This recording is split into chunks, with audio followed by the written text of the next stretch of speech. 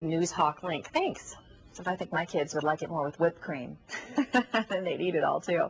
You probably have a filing cabinet full of important papers, tax returns, bank statements, checks, insurance policies.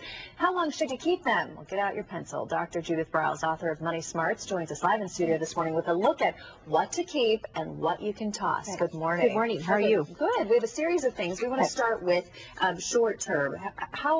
What types of things should you keep, like month to month?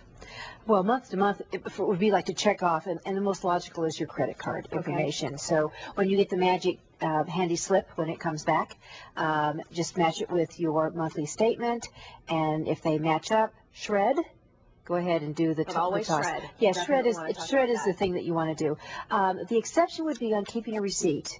Is that if this is something you might return, like you bought a new CD system or a surround sound system, and there might be a little flaw that you might want to show it. Certainly, you can show your statement, but I think it's better to have the receipt and take it that way.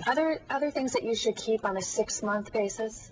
No, but it will fall into the 1 year. Then you go in that area. Okay, so how long should we keep credit card statements then? For the year. Once you get the slip, match it up. Toss those and keep it for the year. If there's anything that ties in with your tax return, my recommendation is to make sure you have that receipt, and that's what you tie into your tax return as your backup documentation. Don't use the credit card statement, and here's why. If you've ever been in an audit, there's a little term called phishing, and if you say, oh, here it's on my statement, and they say, oh yeah, you did pay for this and that, but what's this thing for Molly's gambling casino? And all of a sudden you think, oh, maybe they have unreported income. So keep the receipt for that. Okay. Also on the 1-year list, insurance policies. Insurance policies, you're always going to have your current insurance policies. You always want to have those indefinitely until they're canceled. Right. But one of the things you do keep, and it goes actually to 2 to 3 years, is on an insurance policy that has been canceled. You want to keep that for a couple of years after the cancellation. Why? Because an incident can come out that may actually go back and respond to that you can pull a claim that you didn't even know about. For example, maybe an accident that you don't show any results or any impairment, and maybe a year from now, like, oh, when I had that car accident. So you just want to keep those. So 2 to 3 years on insurance policies. And anything that we should never throw away, that you should just keep in the filing cabinet.